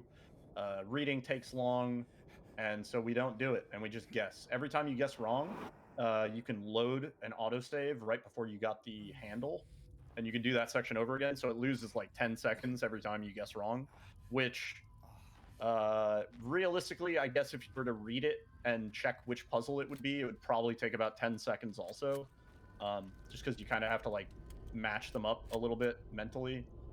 And yeah, speedrunners, you know, gotta go fast, gotta YOLO the riddle. And keep in mind, this is like an hour and 20 minutes into the run, into what is a 2-hour run, and we have to guess something that could potentially lose us 10 to 20 to 30 seconds each time we guess. I think if you get last try noose, it is 40 seconds. Yeah, it's a max of 40 seconds. And it's even worse on console too, because they don't have the load remover. Like we do. Yeah. But yeah, definitely a bit of a pain point. I've theorized that it's only a matter of time till somebody makes a tool that just tells us what the riddle is, and what the bug code is, which honestly, we kind of used Lucky Hill for Silent Hill 2 to figure out the RNG on default runs, so I wouldn't be opposed to just knowing our RNG in advance on this.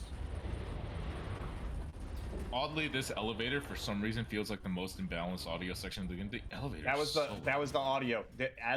Like right at the end of that elevator, there's like a knocking sound. It sounds like somebody knocking on my window, and every time, dude, I look over to the left, expecting to see a freaky little jump scare face out my window. You know. I'm gonna be real. You might need a new window if that's your window techniques. You want to explain this while I run this bit? Yeah, so this is Flesh Lips. This is Abstract Daddy. This is not Flesh Lips. Abstract Daddy is a boss fight that we skipped in the OG.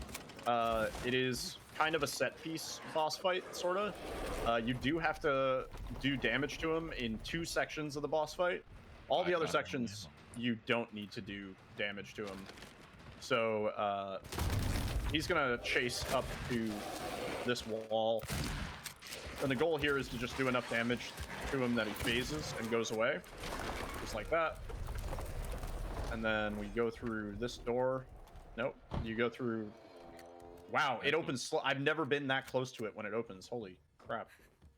Wait, what? Usually, in New Game Plus, we kill him in the hallway. He doesn't push us through the door. Oh. No.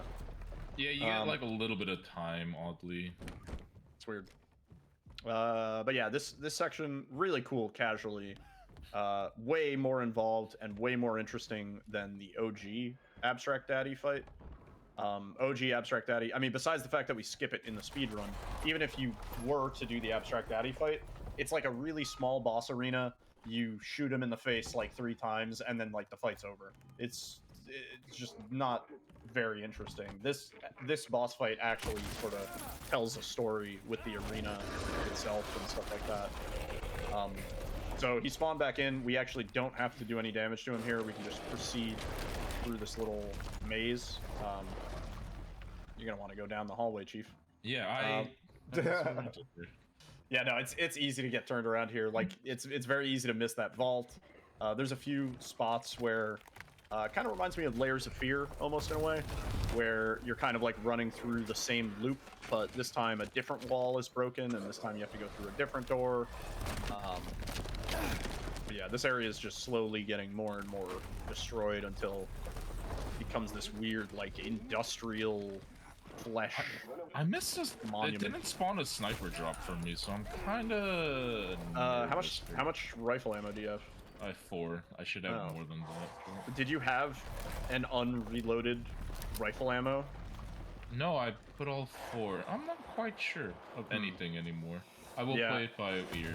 Something we didn't mention, the game does give you additional ammo in boss arenas if you don't have as much. So there's like sort of an ammo adjustment thing that happens. So going into boss fight arenas with no ammo, they'll just litter the arena with a bunch of ammo. Shooting that TV and getting close to the wall just so we're closer to where the wall ends up breaking down here. I'm gonna do an extra pickup, even though I normally never do this. I was gonna say the extra pickup is not there. Yeah, I was gonna say that. I think you might have had too much ammo going into the fight, and so it didn't spawn you the ammo. It's okay. There's some ammo to your left also. The weak points on this boss are also the heads. Either of the heads do extra damage. The back part does more damage than the front part. So you basically just don't want to hit him in sort of that lower torso area. I love his little plankton arms. Got like little squidward hands going on. Adorable. Casually a really cool boss fight. Speedrun wise, we kind of blast them and dip out of there pretty quick. Yeah. Well, I mean, a little bit more intricacies. You kind of, if you guys are familiar with the Resident Evil 2 final boss fight, ideally you do want to kind of Tango 2-step him so he doesn't do any weird attack that causes him to charge. You do want to. Wait, that was right? Yeah. Okay, good. Almost forgot about that. Yeah, he just skipped a map animation by dodging there. Really minor, like 2-second optimization, but it's cool. Founded by our one and only nyiddle. Did I find that? I don't know. You're the first clip I've seen of it, so in my head, you're the founder. I'll take credit, dude. We call this the nyiddle skip. Have you ever wanted to skip nyiddle in your life? This is no. Yeah, so this puzzle operates a bit differently from how it did in the OG. In the OG, we just had to turn the heads once, and then we went and chatted with Maria. In this, we chat with Maria first, and then the head statue is available. And now we have to go through these like 3 different sections. So this is Labyrinth officially. And in the OG, you may have noticed that Labyrinth was like over before it even began. Like we were in and out of there in no time. In this, Labyrinth is actually one of the longest sections of the game. Arguably the most boring. High risk, low reward, I would say. Yeah, I mean, it's like a cool section coming from the OG, just because we didn't get anything in the original, right? Like Labyrinth, even casually, was a very short section compared to, you know, Hospital and stuff like that. But in the remake, they've sort of evened up the lengths of some of these sections, just to make it a little more consistent feeling. There's got to be a way to not get those. What are they called? The people who crawl on the grating to not make them scream. The mandarins. The mandarins. Yeah. I have a game theory. Totally unproven, but I think they scream less if you keep your flashlight off. Say less. Less. Wait, I can't see where I'm going because. Well, yeah, because the flashlight's off. Wait, isn't that the right? Isn't? Yeah, you go that way. Yeah, what? The door didn't open before. I just want to say you're lying, and now I can't see where I'm going. Yeah, you got this.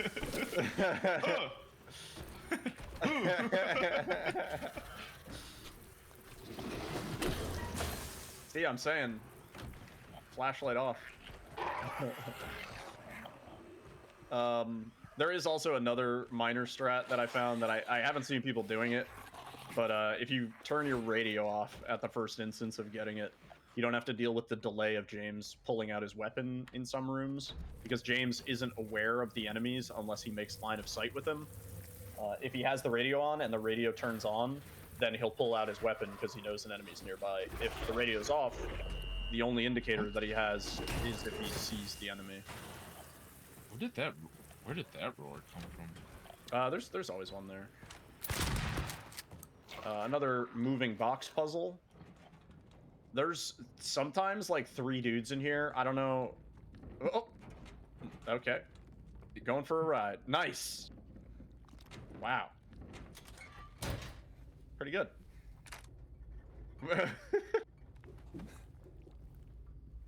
Very good.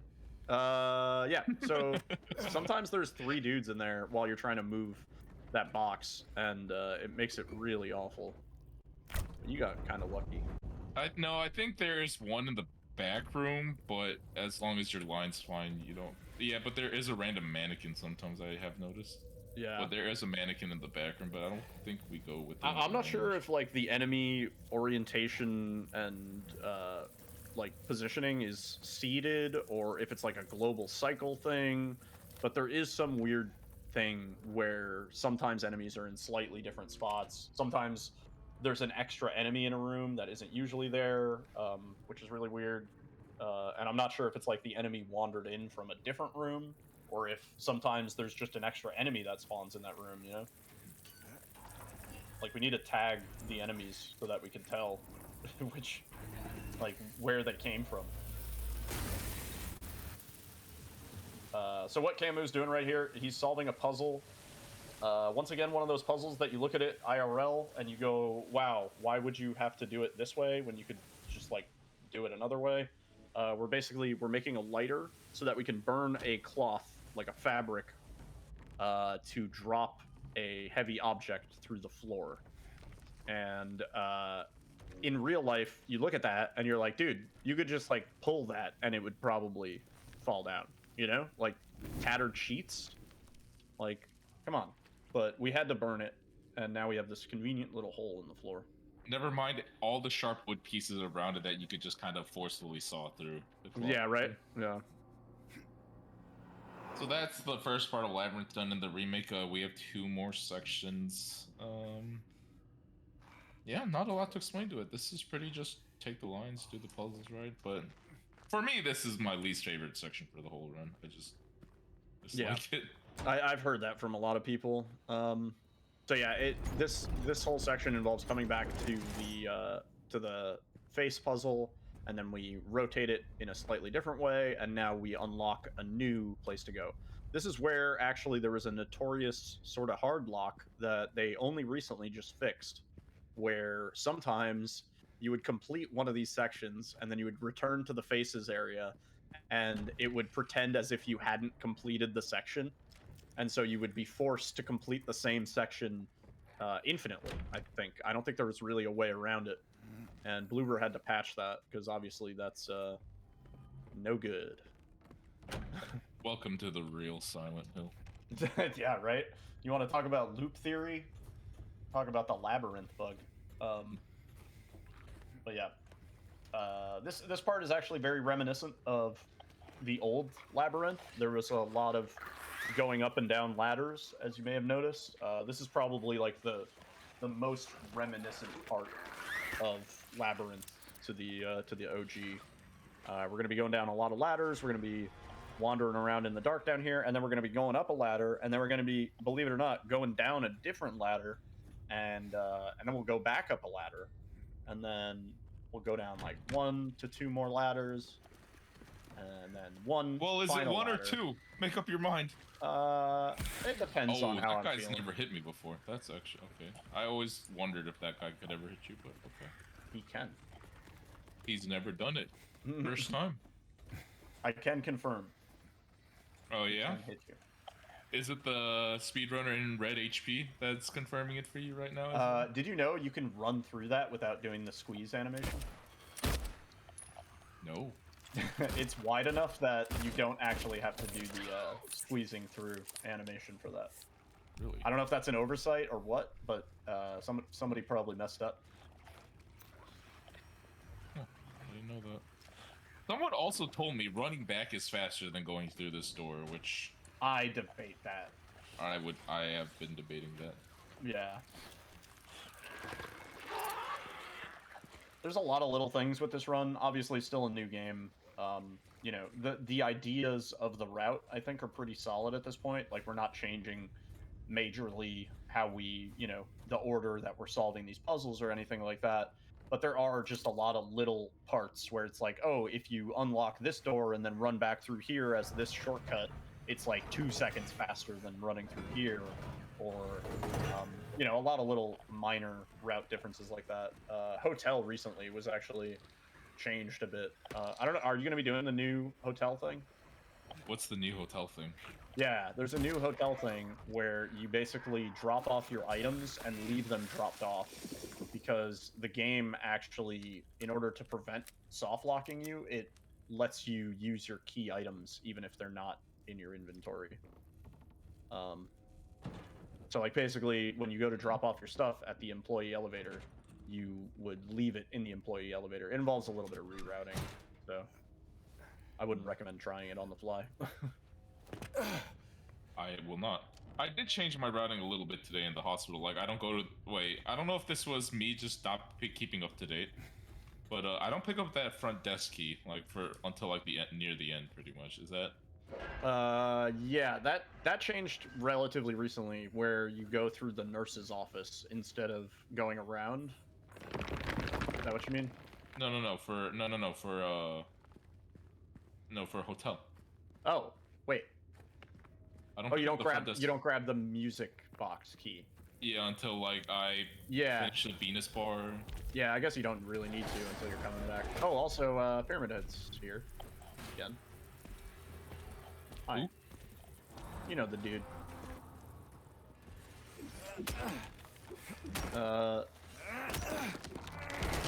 Yeah, I saw a few people saying, they were like, oh, it's cool that they added Pyramid Head again in the Labyrinth. And I was like, yeah, he was there in the original too. Was he? Yeah. Yeah, when you go in the Labyrinth, in that sort of exact section where there's like a circle room that you can run around in, near where you get the Great Knife, there's Pyramid Head, and he's walking around, except he has his spear in the original there, instead of the Great Knife. Great Knife, fun fact, is actually 1/2 of a pair of scissors, if you didn't know. Huh. Yeah. You can see like the little circle where the hinge would have connected on the actual Great Knife.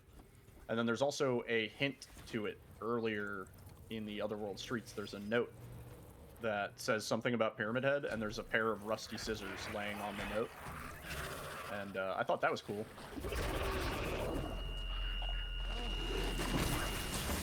Flashlight off, man. You wouldn't get screamed at. I'm telling you. It works 60% of the time, every time. This would be the runner who I've seen gone through Labyrinth without getting screamed at, but Spicy had a run where he didn't get yelled at. I think it is like random, kind of, but I don't know if it has to do with like the lines you take or anything. Also Pyramid Head. Oh. Yeah, he's there. Chilling. It's funny because if you go back up the ladder, you just see him like sauntering off. He's like, okay, I guess. I actually did notice that in my casual playthrough. I guess you don't want to hang out. Well, I actually did that section looking backwards, and my second playthrough, and he wasn't there. But as soon as you go on the ladder, he just magically just drops from the air. Yeah.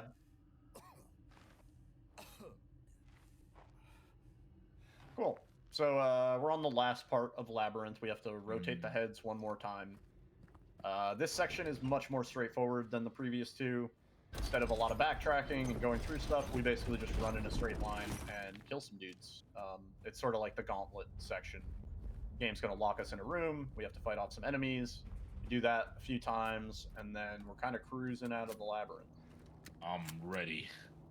I'm ready to die tonight. Locked and loaded. Let's go. Yeah, fortunately they give you good amount of ammo here. Otherwise, this section would be a lot worse. Yeah, this section, you know, is one of those, I'm not locked in here with you, you're locked in here with me, etc., etc. I am the danger. Yeah, the routine is going to be coming around, killing these dudes. There's going to be 2 more around the corner. Blast the nurse. Blast the stinky dude. Grab some extra ammo. Get yelled at by Pyramid Head. Wait, that's Pyramid Head? I don't know, actually. It maybe is just the sound of the place getting destroyed. That guy. Well, I thought I shot him.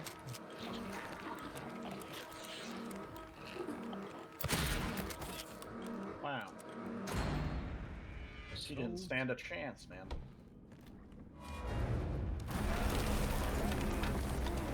Okay, I gotta ask you a question about this room after I do this room. I've had theories about this room. Are you gonna use high contrast for this room? No.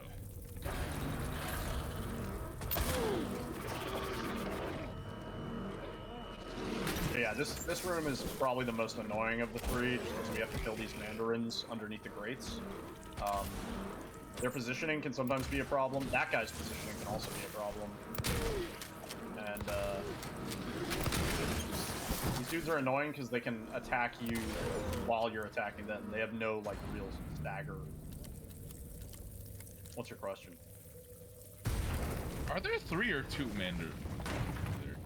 2. Wait. There's always 2. I feel like there's 3 sometimes, or maybe just I don't No. kill one enough. Yeah, there's definitely only 2. 100%. So I needed to pick up that sniper ammo on the way in. I didn't know that was there until I watched a recent run. So you may have noticed the hallway of legs that we couldn't go past. It turns out that the great knife is kind of the key. So that's what the game is telling us right here. We aren't able to traverse this, but now that Pyramid Head is here with his great knife, the legs are kind of getting out of the way. Don't dodge backwards. Oh my god. I saw somebody theorizing, they were like, if you have Pyramid Head swing at you, it's faster. And I was like, What, no. at the end or something? Yeah. I was like, no, not really. He moves at a very static pace. Was that fast enough to save my life? I was not fast enough to save my wife. Yeah. Maria, unfortunately, she spilled some spaghetti sauce on the bed, and James is like, I can't be with somebody who spills spaghetti sauce in the bed. And it's very upsetting. You can see the little notch there where the scissors would connect on the great knife. So yeah, this is the great knife. Unfortunately, not an actual usable weapon in the remake. I was so sad when I found that out. Yeah, very upsetting. Great knife is a lot of fun in the OG. We actually use it in the hard speedrun. It's pretty much the strongest weapon in the game. Once we get it, we use it on every boss that we fight from that point. In this, it's not even a usable weapon. We drag it through a hallway, and then we drop it on the ground. And I do remember you swinging and missing at Maria a bunch of times. Yeah, that was the on hard for the Mary/Maria boss fight at the end. She basically like flies around in a circle, and we have to time our great knife swing so that we hit her. And that's probably the biggest pain point of that category. Unfortunately, it's at the very end of the run. So you could be on the best pace in the world and then have a bad Mary Maria fight and lose it. So Wait, marry Maria? Why do I have to marry Maria? I don't look like your girlfriend, do I? Jumping in a hole. Specifically our hole. Yeah, this hole, it was made for me. A lot of cool Easter eggs in that room. Well, I guess one major sort of Easter egg, kind of. There's a grave for Walter Sullivan in that room. Walter Sullivan does come up in a few other spots, or at least one other spot in this game, in both the original and the remake. But Walter Sullivan doesn't really come back into the mix until Silent Hill 4.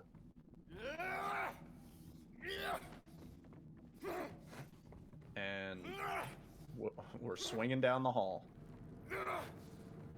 Yeah, a bit of an annoying strat to do. But we're at the Eddie boss fight. Eddie, a bit more involved than he was in the OG. You're going to see Camu do a retry here. Are you going to use high contrast or not? I have my Alien versus AVP vision on. God. Nice. You want to explain the strat while I do this boss fight? Yeah. So what he's doing right now, it's under, I mean, it's I also always under have to look accessibility. for it, But yeah, what he's doing right now is James is now Gumby, and or Shrek, or a gummy bear. And basically, there's a lot of fog in this room. It makes it a little bit hard to see Eddie. So what speedrunners have found helps is turning on high contrast mode. High contrast mode is actually a really useful feature for somebody who might be like hard of sight, like visually impaired, can't see stuff as good. So of course, speedrunners found a way to use that to their advantage. And there's a few spots in the run that people have tried it out on. I think this is probably the most useful spot. Even with the high contrast mode, that it's still really hard to see Eddie. I've debated whether this is actually worth doing at all. Doesn't lose any time to do. So this is the second phase of the fight. Eddie disappeared for a while, and then he reappears. We can kind of manipulate where he spawns by hanging out in the same corner. Well, did he just despawn? Yeah, he can't. He did. Yeah, he literally did. But yeah, the basic goal here is chase down Eddie, find him, shoot him. Eddie runs really fast. He was a former football player, we believe. And he also hits like an absolute truck. If Eddie shoots you like that, or punches you, it does an absurd amount of damage. Eddie has the hand cannon. I kind of wish we could pick up his gun after this fight. Nice. Cool. Well done. That was slow based on his running. Well, I mean, he's dead. That's the important thing. Yeah, I can't see. I can't see. Now I can. Oh. Yeah, it's also my game fixed itself. It's also like a flashbang sometimes, because when you have the high contrast mode on, it makes everything like black and white. So when you go out here, it's like super bright. I mean, it's pretty bright as it is, but that was the entirety of Labyrinth and the Eddie fight. Now we're hopping on the boat for the final stretch. But yeah, that fight, I would say much more interesting and exciting to do in the remake than the original. Eddie actually runs around the arena. He actually has like kind of phases. He feels a little bit more fun to fight against than in the original. Oh yeah, the original he looks way more fun to fight. I would say the remake is more fun to fight. Oh, you were saying the remake is more. Yeah. In the original, it's like a very one-note boss. We just kind of like stand there and shoot him or hit him with the great knife. And like the thing about the original is all the bosses, they only have like 2, maybe 3 moves that they can do on James in their moveset. So it's very like predictable and kind of boring. It's very easy to just narrow down a strat for the OG bosses. It's hard to like perfect that strat and get it to the absolute optimal point, right? But it's really easy to just kind of like, we just like, you put 42 bullets into Pyramid Head, he walks away. You put like, 6 bullets into each of the flesh lips, they go away. You put 3 great knife swings into Eddie, he's dead. But this is like a little bit more involved. You have to think about what you're doing more. You have to react more. How's it going with the boat? I'm rowing.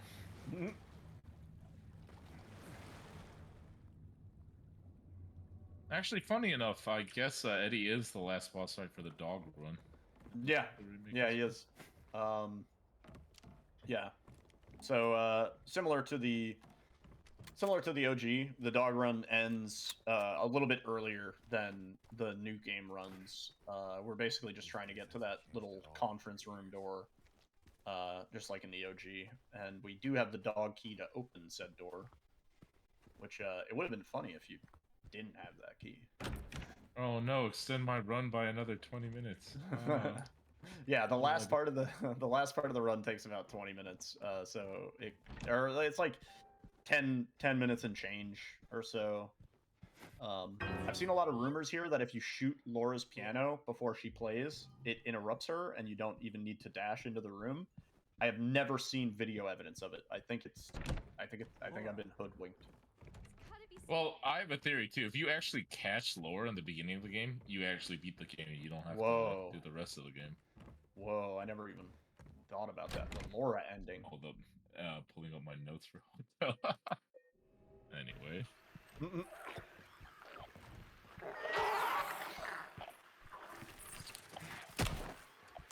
Bozo. What notes do you need for hotel? Gotta say. Yeah, so we're coming here. We're gonna collect the Sunrise Wing Key. Similar to a lot of the other sections, it's just a lot of going up, going down, doing some stuff, getting another puzzle piece, getting another key.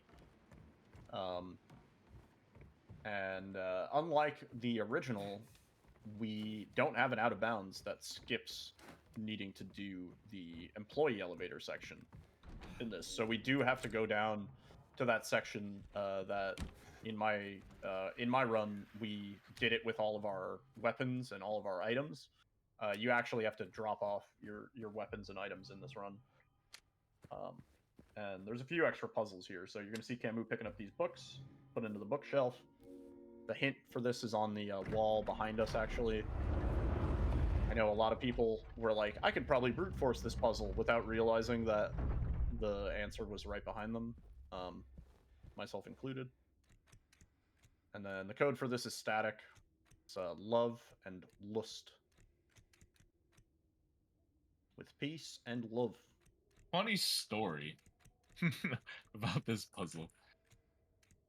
We were joking when we first saw this puzzle and we saw all the letters. We were trying to brute force this as well. And then someone actually got the second word right. Zirian actually got the second word right. But he said it's probably like MILF lust or something like that. I really doubt that it is MILF lust. But... Oh no. Yeah. Whenever I see a word puzzle like that, the first thing my brain goes to, I'm like, all right, what wrong thing can I spell with this? So we're grabbing some items here.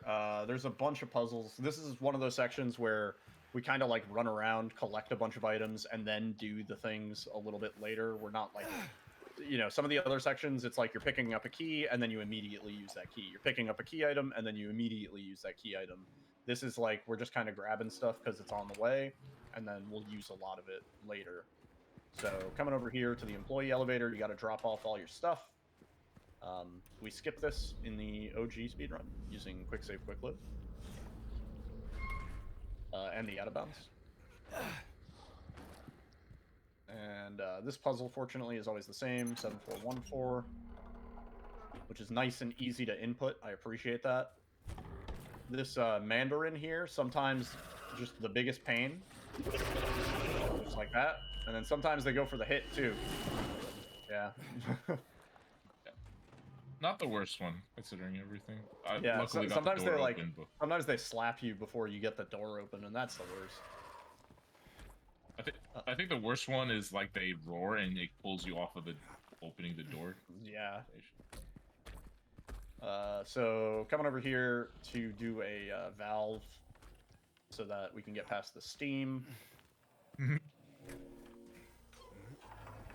I know, it's just steam. Like, come on, James. Wait, is that why that company's called Valve? Yes. That's, well, I think the company was called Valve first, and then they made Steam. Huh. But yes, correct. today, Camus learned. Well, no, it's obvious, but like I just never thought about it. You know, like Steam is Steam. Like someone's like, "Do you have Steam?" And you're like, "Yeah." You know. Some of the longest animation in the game right here is this. You can't cancel out of this animation because you don't have a gun, so you just have to stand there while James admires his handiwork. He's like, "Yeah, I sure twisted that valve. I did a good job." And the goal here overall, we're trying to collect these 3 figurines, just like in the original, so that we can put it into the music box, so that we can get the key, we can go up to the room where we spent some lovely time in the hotel with our wife, and nothing bad happened because we're doing dog ending. This is the section where there is a slightly modified route, like. Oh. It was found like a day ago, 2 days ago, where essentially you could leave your key items in there, and in keeping your melee weapon out of your inventory, for this section where when we come back up, the wall is actually just broken when the Mandarin spawns. So you just push the cabinet out of the way and you go through the wall. You don't need to break the wall, which is pretty nice. But yeah, again, just a lot of minor changes to this route as things have developed. I was gonna say, none of the record holders probably have it in their run, right? I don't even know. I don't even know if it's been implemented. There, maybe like the spicy run, that might be the one with it. But otherwise, I'm willing to bet not a lot of people have used the new route yet because it was discovered 2 days ago, 2 nights ago. Oh, I thought it. You know, it's so funny when you say the spicy run. You know the one. Oh yeah. No, for context, spicy is the name of a runner, not a spicy run. Well, the run itself is also spicy, but yeah. Yeah. So this puzzle not in the original. We have to do a little mirror thing. The amount of times that you have to rotate those pieces is random. Ideally, you only have to rotate each piece once. Eventually, a run will come down to having to rotate those pieces only once. Hopefully, it's not at that point. Well, no, they only rotate in one direction, so. Right, but sometimes, sometimes you have overspin. Yeah, no. Sometimes you have it where you only need to spin each piece once. Like they're only one input away, each one. If that makes sense. Like the number of times that you have to rotate it is random. Yeah. Oh, I get you. I never thought about it that. Well, I never thought about it that way because usually those puzzles I memorize the inputs, but I was like, this one feels simple enough because I only have to rotate it one. Yeah. Well, yeah, that's the thing. You can't memorize the inputs for that one because it's always going to be slightly different. Where did Mannequin go? He's hanging out back here. No, never mind. Where did he go? He had something to do. He's a busy man. Pickin'.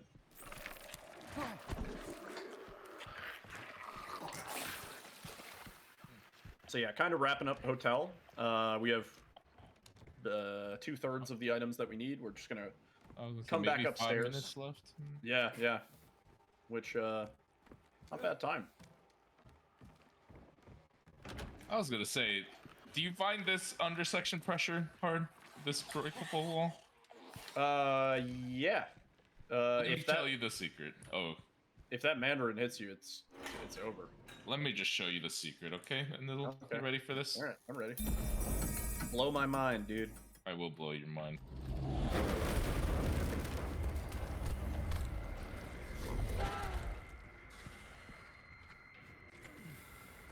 Mm-hmm. You ready to get blown? I'm always. Okay, well, look at you, Mr. Dodging at the right time. To be fair though, that does dodge his jump and a lick attack. The only thing it won't dodge is like if he gets close and swings, but I've never seen that happen. I mean, I'm still pretty sure that the new route does save time because you don't have to break the wall at all. Oh yeah, I got to learn that actually too. Yeah. Yeah, because basically with the new route, since you don't have a melee weapon, the game just assumes it's like, well, we're not gonna like soft lock you in this room, so they just have the wall broken already. So you just push the cabinet out of the way, and then you're good. So this is the music box puzzle, a little bit different from the OG. The inputs here are actually really simple. It's just one rotation on each of them, and then 3 on the last. And then for this part, this blew everybody's minds when they played Hard Riddle, I think. It's just one turn on each of them. And if you mess it up, you have to reset it, as you just saw. Input eaten. Yeah. It's funny because the light and standard Riddle difficulties for that actually require more inputs. It's like 7, 5, 1, I think is the combination or something. So that's one of the only puzzles that sort of saves time in Hard Riddle. I mean, but it saves so much in terms of inputs. But yeah, we're approaching the end of the run. Yeah. I just want to say once again, thank you to Breaking the Habit. Thank you for LP for hosting. Well, actually, we'll get there too. Thank you, Nyiddle, for commentating, and enjoy the dog ending. Yeah. That's time. Time.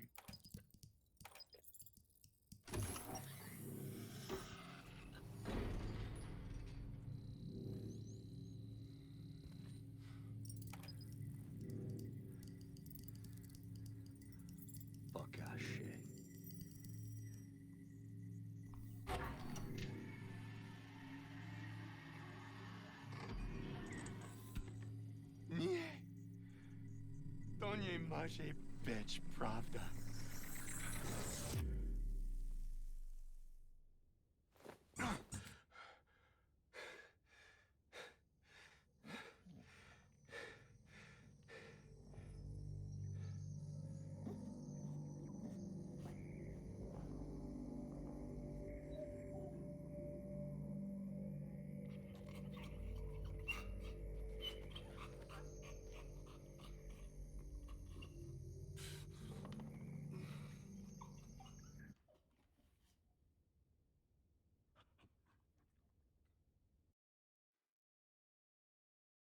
GG.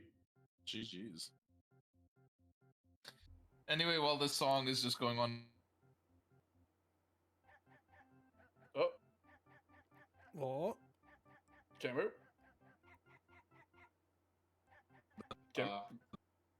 I hit my mic. You can hear me, right? Yeah, we can hear you now.